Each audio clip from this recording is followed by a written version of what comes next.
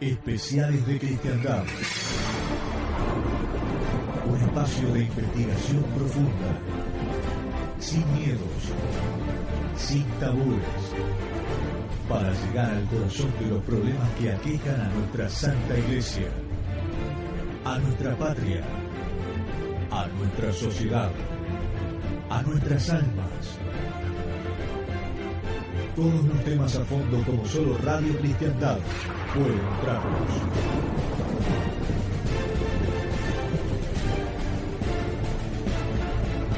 Especiales de Cristiandad.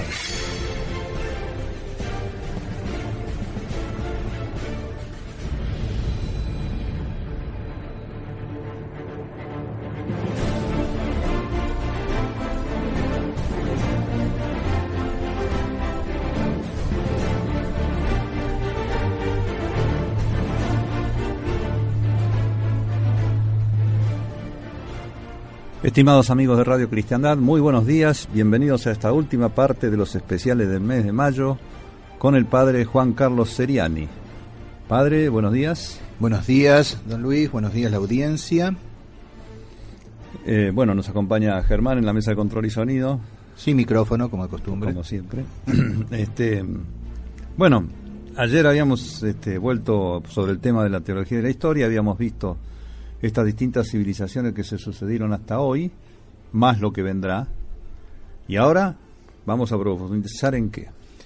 O sea, vamos a continuar especificando ese periodo de la cristiandad y luego el proceso revolucionario, iremos viendo rápidamente, especificando cada uno de los pasos revolucionarios, para ya, Dios mediante, el próximo mes entrar en detalle, volviendo sobre cada uno de ellos, pero más en particular en todos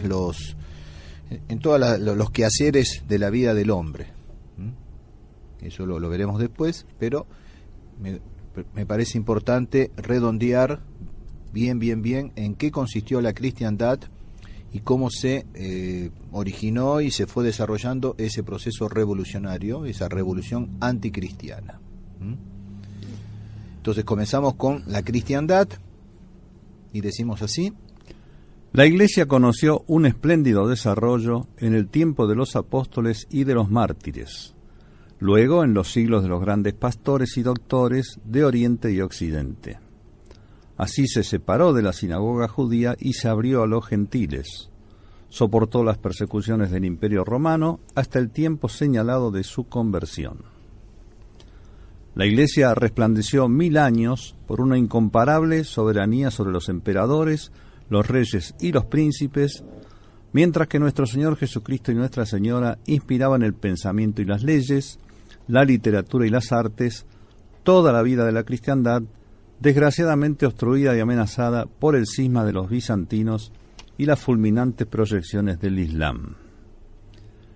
Es en el siglo XIII que, llegada a la mitad de su curso, dio el espectáculo de la potencia y de la magnificencia del Espíritu Santo, prefiguración de lo que será la Jerusalén celestial al regreso de su Señor. La Iglesia realizó, pues, esa hermosa sociedad cristiana que se llamó la Edad Media y que sería mejor denominar la cristiandad. Por supuesto, todo no era perfecto en esa época. Siempre habrá pecado y pecadores, trigo y cizaña. Pero en esa sociedad se tenía conciencia de que el hombre ha sido puesto sobre la tierra por Dios para honrarlo, alabarlo y servirlo. Especialmente se sabía que todo lo creado ha sido puesto a disposición del hombre para que éste pueda amar y servir a Dios, su Creador y salvación. La cristiandad es, pues, un modelo, una referencia. La Iglesia va incluso más lejos y nos enseña que no puede haber otro modelo que este en el cual todo, absolutamente todo, se oriente hacia Dios nuestro Padre para la mayor felicidad de los hombres. Entonces los papas han insistido en este último concepto. Entonces la cristiandad es un modelo y la Iglesia va más lejos al enseñarlos que no hay otro modelo.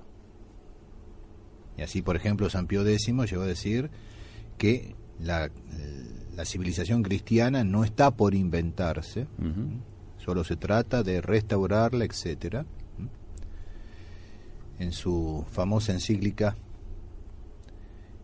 y de ese modo nos muestra así la Iglesia, lo mismo León XIII, que no hay otro modelo. ¿Y en qué consistió esa cristiandad, ese modelo? Pues justamente la antigua monarquía cristiana tenía 4 topes sociales, que eran al mismo tiempo sus columnas. O sea, 4 topes, 4 límites. O sea que la monarquía cristiana estaba limitada. No es un absolutismo regio. Estaba limitada, eran 4 topes, y esos 4 topes al mismo tiempo constituían las columnas de la monarquía cristiana y las columnas de esa sociedad cristiana, de esa civilización cristiana. ¿Cuáles son esas columnas, esos 4 topes? Los gremios que poseían el dinero, la universidad que poseía el saber, la magistratura que regía las leyes y la iglesia que tenía el poder espiritual. Bueno, muchas de esas cosas, sobre todo a los jóvenes de hoy en día, uno se las nombra y no tienen ni idea de lo que uno está diciendo. La magistratura se refiere, por supuesto, al príncipe, y en su función de legislador y de ejecutor de las leyes. Bien. La iglesia, bueno, sí, pero la universidad que poseía el saber. Hoy por hoy, los que van a la universidad van para poseer un título, al menor esfuerzo posible, lo cual incluye entonces también al menor saber posible. Y los que enseñan allí, en su gran mayoría, salvo honrosísimas excepciones, los que enseñan allí no es para transmitir saber. Y los gremios, ni hablemos.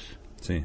Ni hablemos. O sea, en aquel entonces se llamaban las corporaciones, que poseían el dinero, decimos nosotros, o sea, que poseían, volviendo siempre a las 4 formalidades del hombre y demás, bueno, toda la parte económica, y que sustentaba el saber, que la universidad, como dijimos ayer, era también una corporación, era un gremio de alumnos y profesores que se nucleaban para saber, por el gusto de saber. La magistratura que regía las leyes y la iglesia que tenía el poder espiritual. Todo, las 4 cosas, haciendo la salvedad en la cuarta, la iglesia, nos referimos a los hombres de iglesia, a los apóstatas, las 4 cosas hoy están bastardeadas. Y aclaremos que los gremios no son lo que eran, no eran lo que son hoy. Es decir, un gremio era un ámbito de una determinada práctica económica o artesanal, donde estaban desde los más encumbrados, que serían los empresarios de hoy, los maestros, hasta los aprendices, que eran los que se iniciaban en esa actividad. No es como hoy que en cada actividad hay un gremio representado por los trabajadores y una asociación, o llamémosle cámara o lo que fuera, de empresarios, separadas, divididas y enfrentadas. Enfrentada y a lucha a muerte. Claro. Allá era todo coordinado. Era un gremio. Estaban agremiados todos los de tal o cual oficio. E incluso el del saber. Claro, en la universidad. En la universidad. Bueno, ¿y ahora qué pasó? ¿Cómo explicar la situación actual de la sociedad? Entonces cabe aquí recordar la parábola del fuerte armado y su aplicación.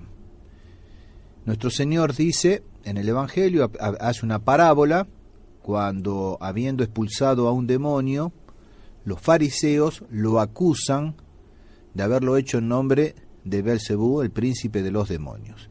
Y es cuando les enfrenta con esta parábola del fuerte armado, que dice así: cuando el hombre fuerte y bien armado custodia la entrada de su casa, sus bienes están seguros.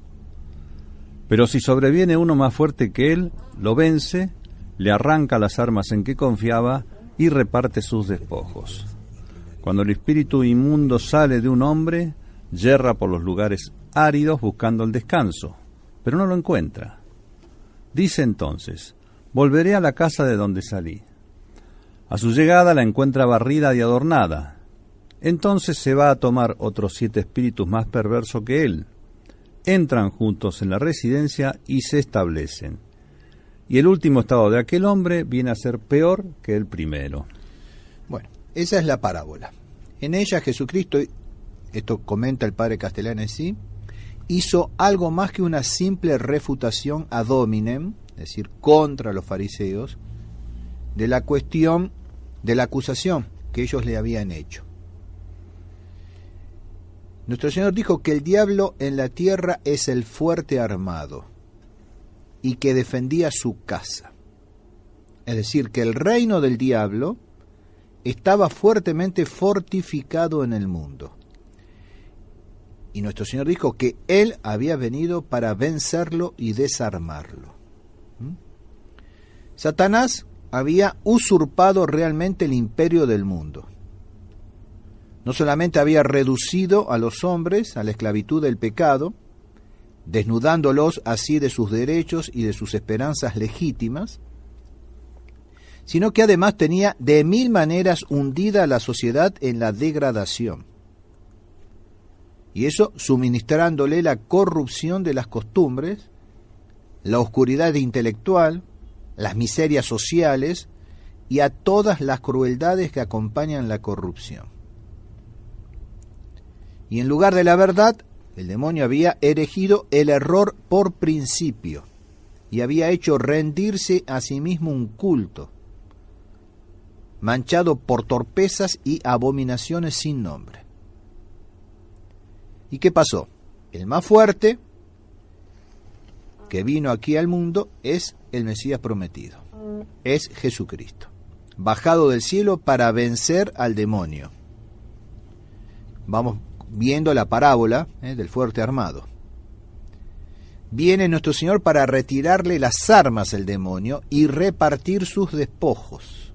Es decir, volver en contra suya, en contra del demonio, todo aquello que mantenía en la esclavitud y de lo cual se servía como de instrumento para sembrar por todas partes el mal y el desorden. Ahora bien, esta parábola tiene una aplicación directa a los judíos. Nuestro Señor argumenta en forma de alegoría y contesta la acusación de sus enemigos, probándoles que son ellos quienes poseen el demonio. En efecto, por la ley los judíos fueron liberados de la tiranía del demonio y éste, expulsado de la nación elegida, se había refugiado en los gentiles. Eso es muy importante. Entonces, Dios se escoge su pueblo, les da la ley a través de Moisés y fueron liberados de la tiranía del demonio. Tenemos una imagen muy, muy clara al salir de Egipto y atravesar el Mar Rojo, dirigiéndose hacia la tierra prometida. Entonces, el demonio, expulsado de la nación elegida, se refugia en los gentiles. Pero más tarde, por su obstinación, su endurecimiento, su malicia y por la práctica de las supersticiones paganas, abrieron nuevamente la puerta al demonio y se sometieron a su poder. Esto sucedió fundamentalmente al regresar de Babilonia. Finalmente, por el crimen terrible del deicidio, del cual... Padre Buyakur, teléfono para usted. Ah, sí. Ahora que está allá en Francia... ¿Cómo dijo usted, señor Manzano? Finalmente, por el crimen terrible del deicidio, sí, del cual se hicieron pronto culpables, crucificando a su verdadero Mesías, se convirtieron en los enemigos más encarnizados de Dios. Y de su iglesia también. Por supuesto. Y también sería de la fraternidad en caso de que sea una obra de iglesia. Sí, y de la Flaxia también. Padre Gomis, teléfono para usted.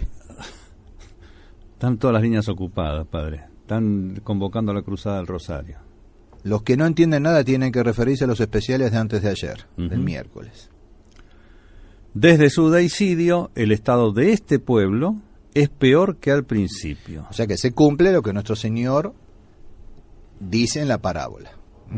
Vuelven 7 demonios, encuentra la casa barrida y toman posesión. A quien piense que lo que vamos diciendo no tiene ni pies ni gollete, leamos lo que dice San Jerónimo comentando esta parábola. El espíritu impuro, expulsado de en medio de los judíos, cuando recibieron la ley, se fue a los gentiles, que eran como extensos desiertos donde no descendía el vivificante rocío de la gracia. Pero cuando los gentiles se convirtieron, Satanás, no encontrando allí más descanso, volvió de nuevo con todos los defectos de los paganos al pueblo judío abandonado de Dios. Y el estado de este pueblo se volvió peor que antes de recibir la ley. Su último crimen lo puso enteramente a disposición de Satanás. Así enseña el santo doctor, además patrono de aquellos que se dedican al estudio de las Sagradas Escrituras, y versado exégeta, etcétera. Esta parábola es también entonces la lamentable historia de la cristiandad. ¿Por qué digo esto? Porque el espíritu impuro salió de la sociedad pagana cuando por el santo bautismo la Iglesia le hizo renunciar a Satanás, a sus pompas, a sus obras y a sus cultos idolátricos, y así la convirtió en hija de Dios. Esa sociedad pagana, bautizada, hija de Dios. La sociedad pagana, por medio de un humilde acto de renuncia a Satanás, quemó todo aquello que hasta ese momento había adorado, y por un fervoroso acto de fe comenzó a adorar todo lo que hasta allí había perseguido y combatido. Me parece que acá hay un teléfono para Monseñor Williamson, porque su admirado Putin no renunció a todo aquello que hasta ese momento había adorado, no lo quemó. Vamos a ampliar eso más adelante. Entonces, esa frase, pienso que la conocen, ¿no es cierto? Fue lo que le dijo San Remigio, obispo de Reims, a Clodoveo cuando se convierte, el rey de los francos. Lo bautiza y le dice a ese pagano, ¿no es cierto?, recién neófito, ese bárbaro convertido recién en cristiano, quema todo lo que hasta ayer has adorado, adora todo lo que hasta ayer has quemado. Y bueno, la Iglesia hizo con toda la sociedad lo que, en un pequeño ejemplo, San Remigio y la esposa de Clodoveo, que fue quien lo condujo a su esposo hacia San Remigio, ella era católica, se hizo así en pequeño, la Iglesia lo hizo con la sociedad. Nuestro Señor, adversario mucho más fuerte que Satanás, destruyó su poderío, le arrebató su presa, la sociedad, y así lo hizo este divino y poderoso libertador, tanto en el orden de la religión, culto y teología, como en el orden de la verdad, filosofía y ciencias, como en el orden del bien común, política, como en el orden de la belleza, bellas artes, artes liberales y artesanías, e incluso en el orden del bien simplemente útil, economía y trabajos serviles. Quien haya seguido nuestros especiales del mes pasado y sobre todo los de ayer, comprenderán perfectamente esta frase. O sea, nuestro Señor liberó a esa sociedad del poderío del demonio en esos diversos órdenes, de la religión, culto y teología, de la verdad, filosofía y ciencias, el bien común, la política, la belleza, bellas artes, artes liberales y artesanías, e incluso en el orden del bien simplemente útil, la economía y los trabajos serviles. Esta sociedad, así consagrada a Dios, vivía en paz, en la paz de Cristo, en el reino de Cristo. Pero el demonio, furioso y celoso, no soportó que sus dominios le hubiesen sido usurpados y no descansó hasta intentar reconquistarlos con la utilización divina y en cumplimiento de altísimos planes de la providencia que escapan a nuestra comprensión. O sea que sucedió lo mismo que con los judíos. Dios permitió la prevaricación del pueblo judío para que ingresasen en su plan de amor los gentiles. Pero está profetizado, y se está cumpliendo al pie de la letra, que estos pueblos gentiles convertidos, también ellos iban a prevaricar la apostasía de las naciones, permitiendo entonces una vez más el regreso, la conversión de los judíos, como está enseñado por San Pablo, particularmente en el capítulo 11, pero también 9, 10 y 11 de su carta a los romanos. Entonces, ¿qué pasó?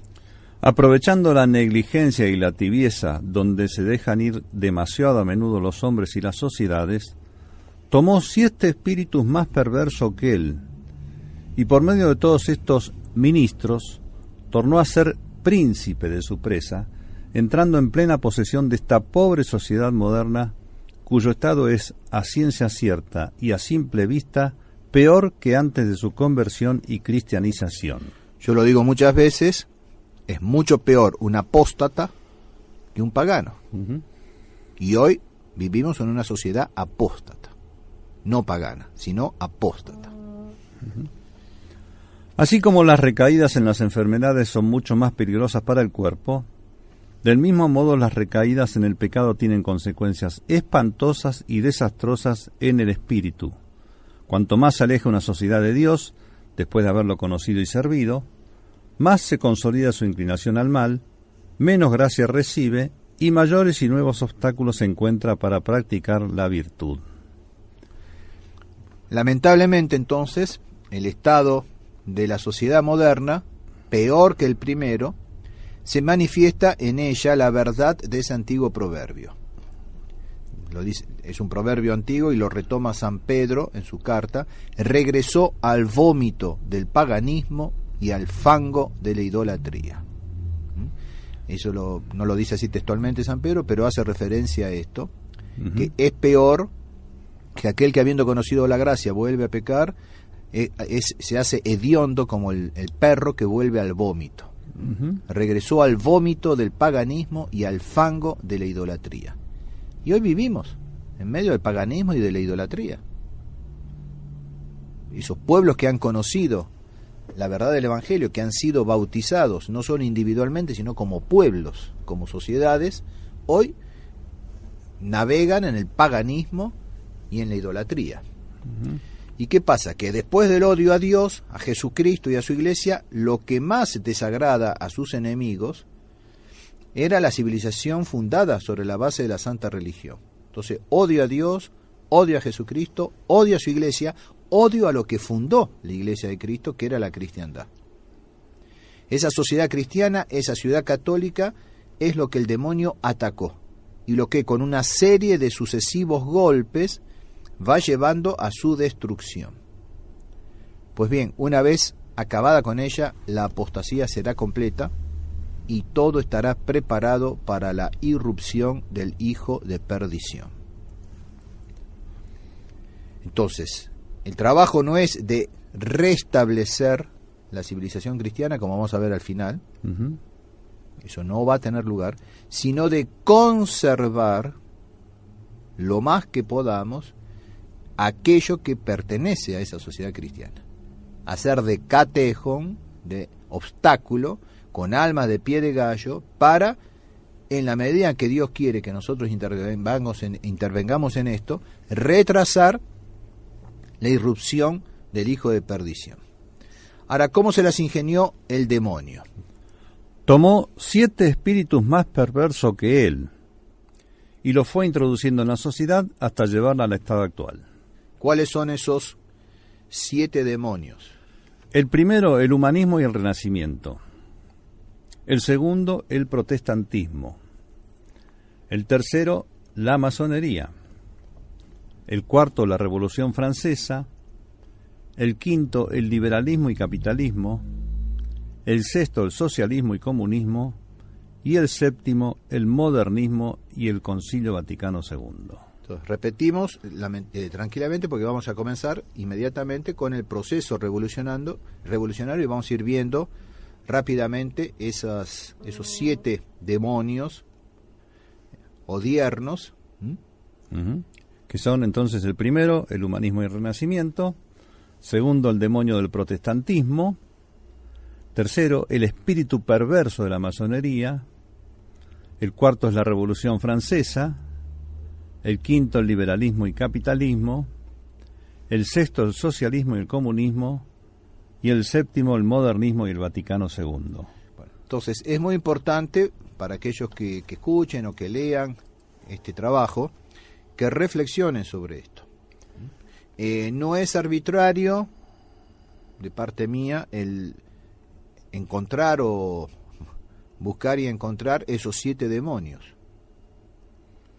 Habrá quienes decidan o quieran hacerlo de otra manera, fijarse. O sea, para mí realmente es significativo que a partir de 1303 se hayan ido sucediendo paso a paso estos demonios y que han llevado lo que era hasta ese 1303, mal que mal, la civilización cristiana, a lo que es hoy, tanto en el orden de lo temporal, de lo estrictamente político, como en el orden religioso.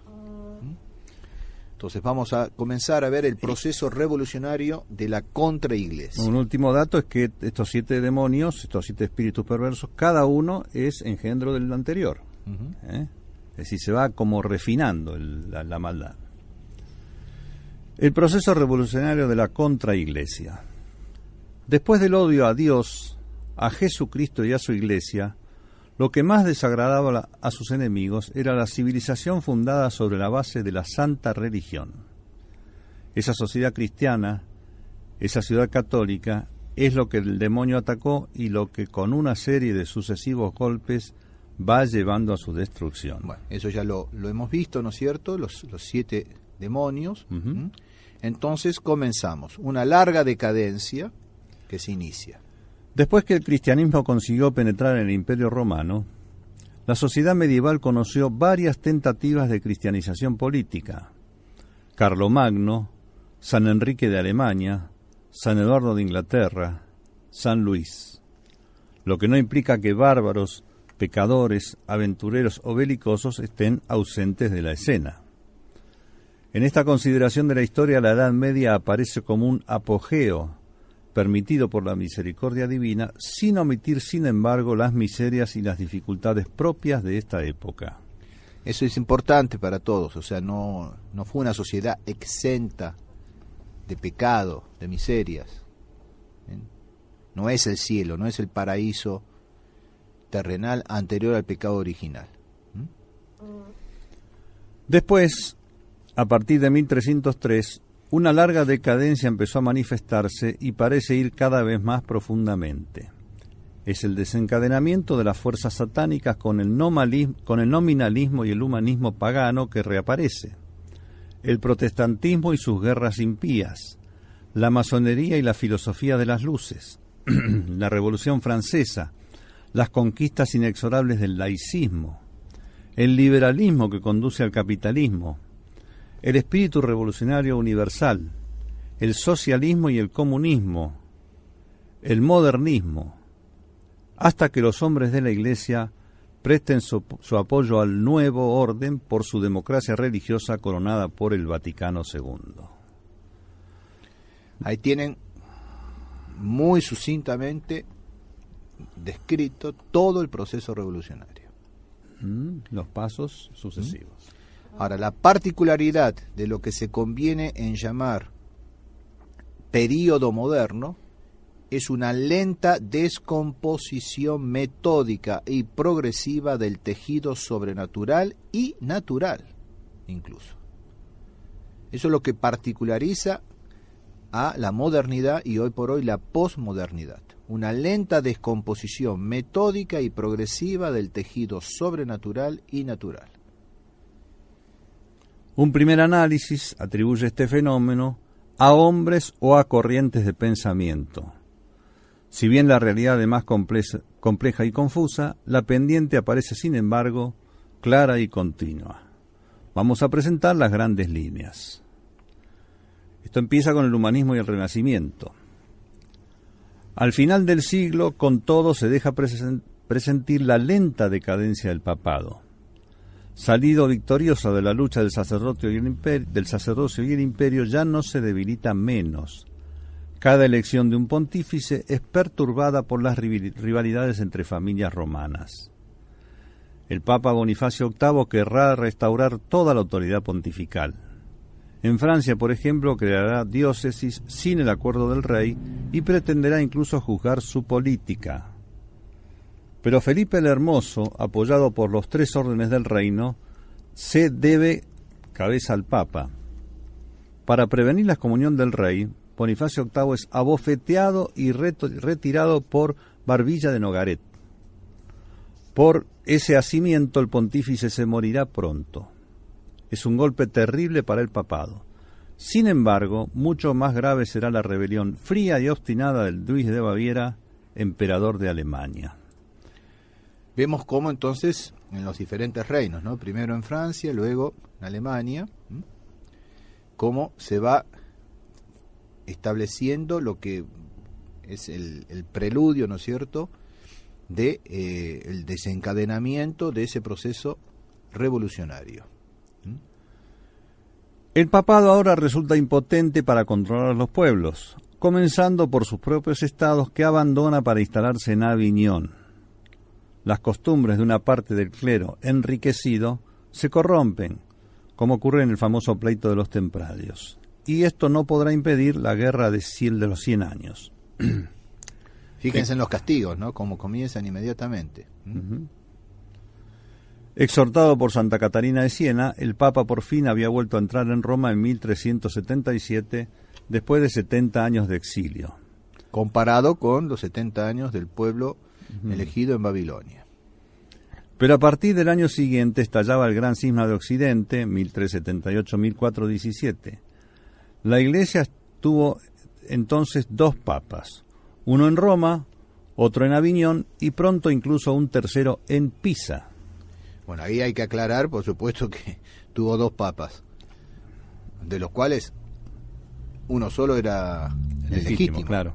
Ahora, no fue tan fácil esa designación y hubo santos que estuvieron con un y hubo santos que estuvo con el otro de los papas. Concretamente las personalidades de Santa Catalina de Siena y San Vicente Ferrer. La historia muestra que la que hizo la elección correcta fue Santa Catalina de Siena. Y San Vicente Ferrer hasta llegó a confeccionar, a escribir un tratado de cómo reconocer al verdadero pontífice, y sin embargo estaba con el antipapa. Ahora, en la cristiandad, los que seguían a uno u otro de los papas no lo hacían en cuanto a antipapa, sino en cuanto que lo consideraban papa. Pero evidentemente que no puede haber 2 papas. El cisma más o menos, claramente más o menos, se terminó en 1417, pero continuó a punto tal que cuando se hace el proceso a Santa Juana de Arco, que mañana es la fiesta, ya hemos nosotros conmemorado la solemnidad, que es el segundo domingo de mayo, pero la fiesta de Santa Juana es mañana. En el proceso, cuando ella apela al Papa, el obispo Collón le tiende una trampa y le dice: ¿a cuál de los 2? Y ella, iluminada por el Espíritu Santo, dice: yo no sabía que había 2, hay uno solo. Y ahí Collón no supo qué hacer. Claro. Entonces, la Iglesia tuvo 2 papas, uno en Roma, otro en Aviñón, y pronto incluso uno tercero en Pisa. Y así entonces el papado estaba debilitado. Y las consecuencias... Las naciones cada vez más autónomas, entonces la cristiandad perdió su vínculo de unidad. Siempre divididos, los príncipes cristianos siguen sordos al llamado de los papas que lo invitan a la cruzada.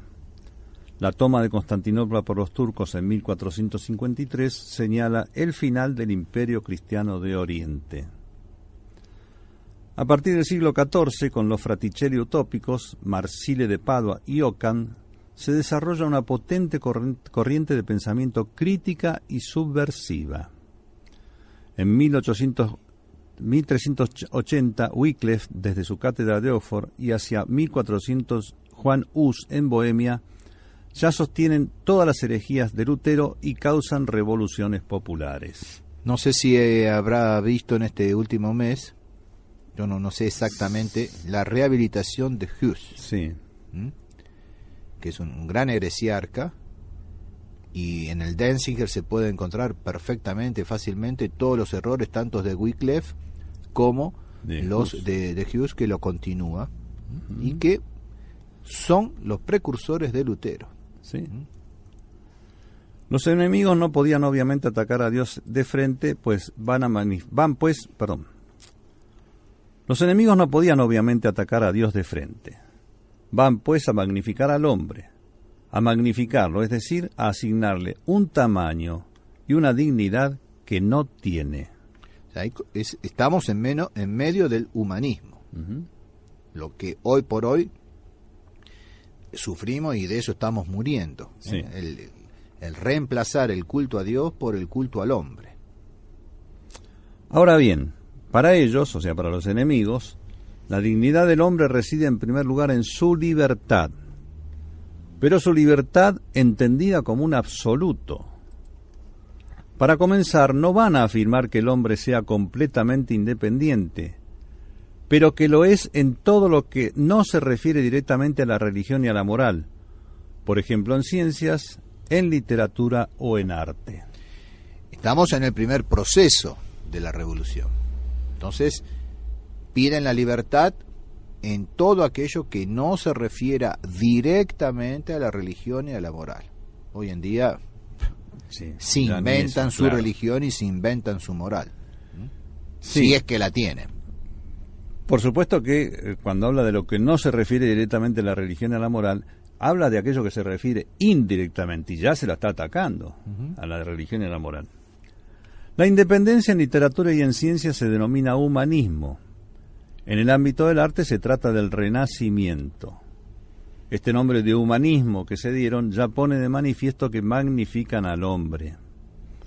Bajo el pretexto del redescubrimiento de la cultura antigua, griega y latina, los humanistas en realidad quieren liberarse de la precisión de la teología y la filosofía cristiana que juzgaban demasiado vinculantes. Realmente se trataba de centrar el arte en el hombre para ocultar, es decir, para hacer olvidar todo lo que hemos dicho con respecto a la cristiandad. Ocupar en primer lugar el pecado original, que hace que no se puedan poner más bajo los ojos del hombre cuerpos desnudos y tantos otros placeres como ofrece la naturaleza, ya que no los sabe utilizar correctamente. Es muy importante eso, porque se olvida muchas veces cuando dicen ¿por qué se meten ustedes con la pintura o con esto o con lo otro? Aquí hay arte. Ya lo hemos visto cuando hicimos los especiales sobre el arte. Acá está la negación del pecado original. Entonces, bajo capa de arte, están haciendo una negación explícita del pecado original. Entonces, si bien todo lo que Dios ha creado, a partir del pecado original, eso quedó bajo el dominio del demonio. Entonces, si bien todo lo que creó Dios es bueno, no todo es bueno para nosotros aquí y ahora, porque tenemos el pecado original y sus consecuencias. Y por más que el bautismo haya borrado, haya perdonado el pecado original, las consecuencias no.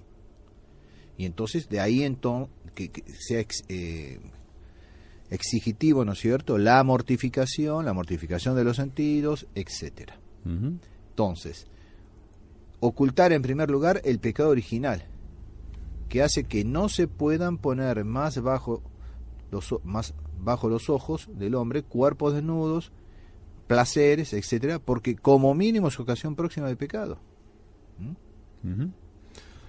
Ocultar a continuación que Dios es la cumbre y el centro de todo el universo, porque es el creador y el amo de todo. Ocultar por fin la verdadera felicidad del hombre, las verdaderas alegrías que Dios le dio, alegrías que no pueden ser sino cristianas y no puramente humanas. Eso demuestra un segundo aspecto de esta revolución, su carácter seductor. Es por la seducción que esta inversión de valores llega a atraer grandes muchedumbres y también a infiltrarse hasta en los que le son en principio los más opuestos. Claro, ahí también aparece un humanismo cristiano, presuntamente, ¿no? Ya vamos a llegar también. Obvio. El propio Renacimiento es muy ambiguo. Numerosos manuscritos antiguos salvados del saqueo de Constantinopla fueron a Italia, donde suscitan una renovación de entusiasmo para las obras maestras de la antigüedad. Pronto, con Nicolás V, los propios papas acogieron a humanistas, pintores y escultores. Al final del siglo compiten con Lorenzo el Espléndido, el príncipe de los benefactores, para hacer de Roma la capital del Renacimiento italiano. Pero el entusiasmo por la antigüedad, adjuntado al menosprecio del pasado cristiano, fue también la ocasión de un peligroso humanismo neopagano. Las cartas y las artes exaltan la furia de vivir y todas las pasiones. Maquiavelo hace la teoría del cinismo político. Los príncipes se desbordan en lujuria y violencia. Los religiosos, obispos y papas, adoptan a menudo las mismas costumbres corrompidas. El Papa Borgia es el ejemplo lamentable. Ahí seguimos viendo lo de nuestro cuadro, ¿no es cierto? Entusiasmo por la antigüedad, adjuntado al menosprecio por el pasado cristiano, ocasión de un peligroso humanismo neopagano. Las letras, o sea, la literatura, las artes, exaltan la furia de vivir y todas las pasiones.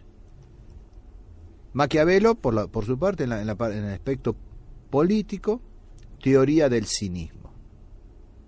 Príncipes que se dejan desbordar por la lujuria, la violencia, y religiosos, obispos y papas que adoptan a menudo las mismas costumbres corrompidas. Y así estamos. Ese humanismo, ese renacimiento va a proporcionar el caldo de cultivo, como decíamos ayer, para que surja un Lutero. Sin embargo, no todo era esto, ¿no? Innumerables santos mantienen la vitalidad de la Iglesia y establecen la respuesta divina a los males y a los peligros del tiempo. Frente al renacimiento pagano, los humanistas cristianos renuevan el estudio de la Escritura y los padres, sobre todo los esplendores del arte cristiano. Con el Fra Angélico, dominico del convento de Florencia, la pintura alcanza inmediatamente el éxito perfecto de un arte muy penetrado de intuición mística. En la oscuridad del tiempo de crisis, la gran luz de los santos resplandece.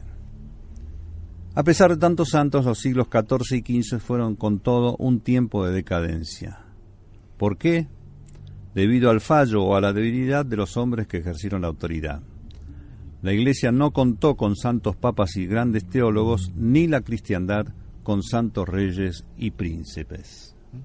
Y decae el sector dirigente de estos dos ámbitos y vemos que, bueno,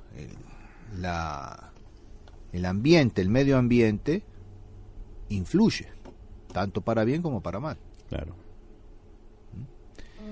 Y bueno, entonces decíamos que se proporciona el caldo de cultivo para que surja el protestantismo. El Renacimiento no era más que un principio. Había dado el gusto de la libertad y el disfrute, pero la cristiandad y la Iglesia estaban siempre presentes. Son ellas las que los enemigos de Dios van ahora a intentar destruir. Eso se hizo con Lutero, que fundó el protestantismo. Apareció entonces el impío en un tiempo de bandidaje carnal y de somnolencia de los pastores del rebaño. Se trata aún de la libertad, pero esta vez es una libertad absoluta en el ámbito moral. El monje Lutero, el rey Enrique VIII y el burgués Calvino corrompen la santidad, rompen la unidad, dividen la catolicidad y pierden para siempre inmensos pueblos y religiones que pasan a ser filiales de la apostasía. Es un tercio, ¿no es cierto?, Uh-huh. de la cristiandad que se pierde. Uh-huh. En cierto modo, después Dios compensa en 1492 con el descubrimiento de América. Pero vamos a ir degradándonos y vemos a que han llegado también aquellos pueblos americanos. Pero bueno, seguimos con Lutero. En 1531, los príncipes protestantes forman una liga. Durante 25 años, Alemania y Suiza van a ser devastadas por las guerras de religión. Solo finalizarán con la lamentable paz de Hamburgo, que deja a los príncipes todos los bienes robados a la Iglesia y obliga a sus súbditos a adoptar su herejía. La expresión de esto es cuius regia eius religio. O sea que los pueblos tienen para elegir la religión de sus reyes. Entonces, en aquellos cantones, en aquellos pueblos, en aquellos reinos donde el rey es católico, los súbditos son católicos. Donde es protestante, los súbditos son protestantes. Y es así como se establece la paz. Falsa paz, lamentable paz, porque no es en el orden. Claro. Lo que establecen es simplemente un modus vivendi en el desorden, o sea, una tranquilidad, pero eso no es paz. Bueno, entonces ahora pasa esta etapa. Llegamos a un nuevo demonio. Sí. Ya aquí es el asalto a la iglesia combatida por la impiedad. Es el asalto, y eso llevado a cabo por la masonería y los filósofos que van a presagiar el próximo demonio, que es la Revolución Francesa. Con Lutero en adelante, el hombre es completamente libre. Y para que se lo deje libre, rechazó la autoridad de la Iglesia. El hombre se pone así en una situación de rebelión, lo sabe bien, y su conciencia va a acusárselo. Los enemigos de Dios van pues a pasar a la siguiente etapa. Después de haberse rebelado, van a decir que tuvieron razón en rebelarse. Después de haber rechazado a la Iglesia, van a decir que los engañó y que ellos aportan la verdad, con una nueva clase de sociedad donde todo no será ya hecho para Dios, sino para el hombre, y en el hombre para su libertad. Llegamos ahí a una etapa muy grave. Después de haber rechazado a la Iglesia y su autoridad, los enemigos de Dios van a rechazar a los reyes, los príncipes, todos los jefes y su autoridad. Para ellos, los hombres son libres de controlarse como lo entienden, de darse las leyes que quieren y como quieren. Si los hombres viven juntos en sociedad es solamente porque lo quisieron. Es el famoso contrato social de Rousseau, es decir, el gobierno del pueblo sin ninguna autoridad. Llegado a tal grado de independencia, el hombre se convierte prácticamente en un pequeño dios. Es el reino de la razón humana, declarado por los supuestos filósofos del siglo XVIII. Ni siquiera le falta una nueva iglesia. La fundaron en 1717 en Inglaterra.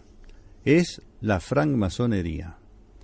Franco aquí quiere decir libre, como en Ciudad Franca o en franco de impuestos o franco de porte. Y el término albañilería, masón, designa a los nuevos constructores de todo lo que acabamos de describir. Durante el siglo XVIII, los enemigos de Dios, los filósofos y los francmasones van a establecer su nueva manera de ver las cosas. Obviamente, en cuanto se considerarán bastante fuerte, van a pasar a la acción e intentan crear un mundo según sus puntos de vista. Es la Revolución de 1789. Es interesante señalar aquí que el campo de operación fue Francia. Sí. Las ideas vienen de Inglaterra, pero el campo de operación es Francia. ¿Y qué pasó durante todo este periodo en Francia?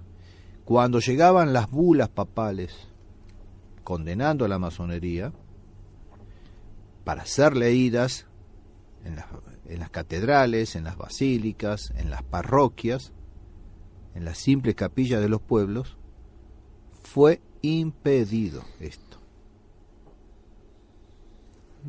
Y entonces fue impedido ¿por quiénes? Por los reyes, los príncipes. Y entonces merecieron después el castigo que le propinó la burguesía. Si ellos hubiesen obedecido a los papas, si hubiesen sido providentes, o sea, de ver de lejos y proveer las soluciones, tal vez hubiesen salvado sus cabezas y por lo tanto también sus reinos.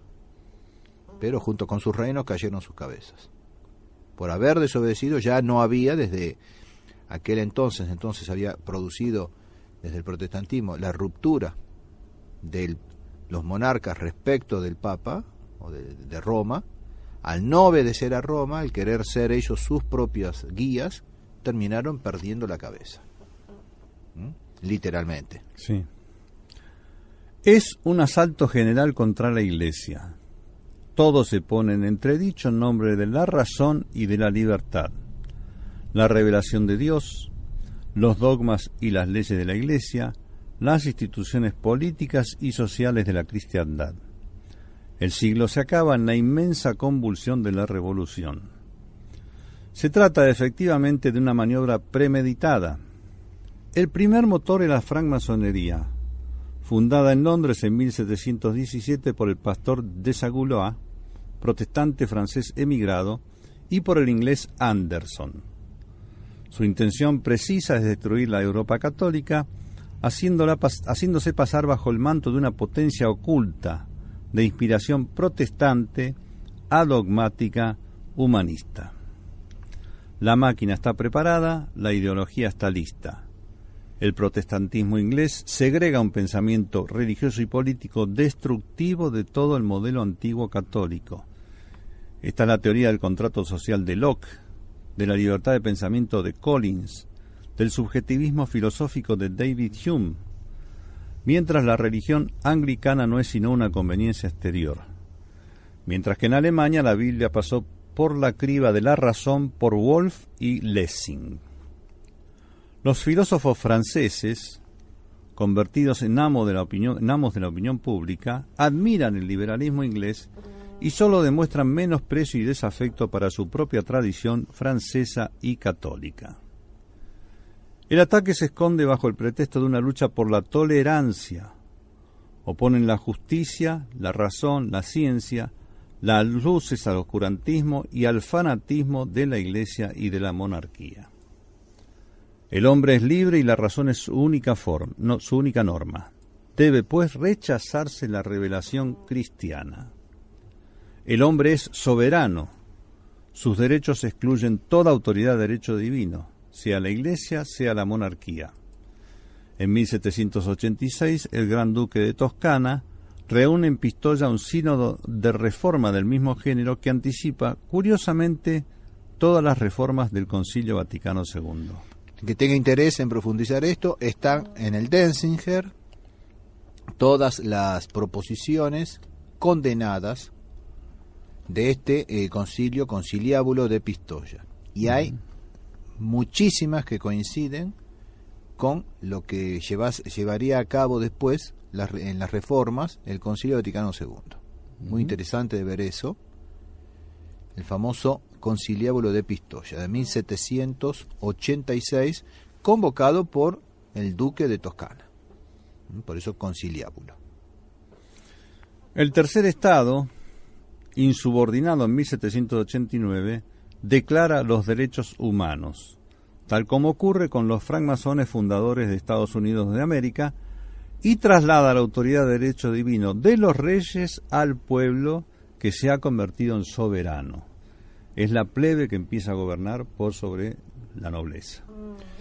Bueno, pasamos al próximo demonio, 1789, la revolución. El nuevo poder de la revolución condena a muerte y ejecuta a Luis XVI el 21 de enero de 1793. Despoja a la Iglesia de sus privilegios y de sus bienes y pretende someterla a su ley laica y democrática por la Constitución Civil del Clero. Finalmente suprime la religión cristiana para sustituirla por el culto de la diosa razón o del Ser Supremo. El Papa Pío VI, víctima de la revolución, muere preso en Valencia en 1798. Pero el exilio, las prisiones, el martirio de los unos, la guerra santa de los otros, convencen a Bonaparte de establecer la paz religiosa y firmar un concordato con el Papa Pío VII en 1801. Siempre la revolución necesita, cuando ha cometido ciertos excesos, necesita a alguien que dé un paso atrás para poder hacer 2 o 3 hacia adelante.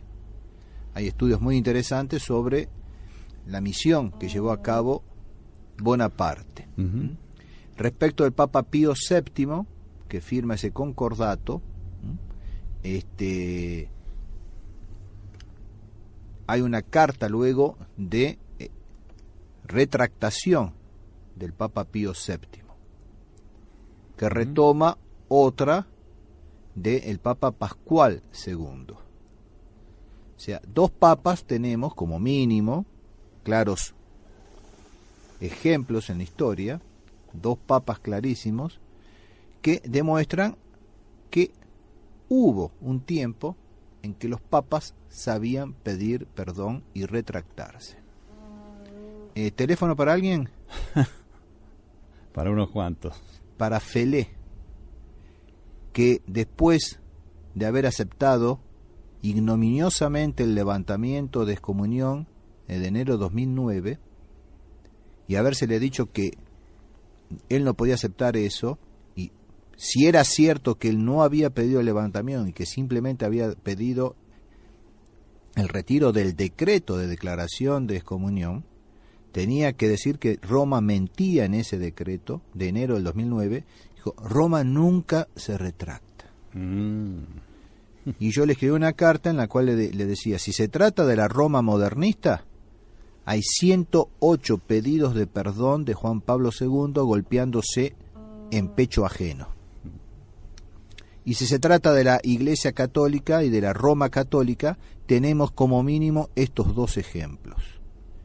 Si no queremos empezar por el primero de San Pedro, que en Antioquía vuelve para atrás cuando San Pablo le enrostra su desvío de la verdad del Evangelio y su judaización. Entonces, falso lo que dice Monseñor Felé y falso Monseñor Felé. Teléfono para usted, Monseñor. Entonces, el Papa Pío VII se retracta. Es muy interesante porque puede ser que por debilidad humana él firma ese concordato. Puede ser que haya sido en parte engañado por Napoleón, que no le hace saber que en realidad lo va a tomar como un concordato. Lo concreto es que él lo firma y Napoleón lo deja en libertad.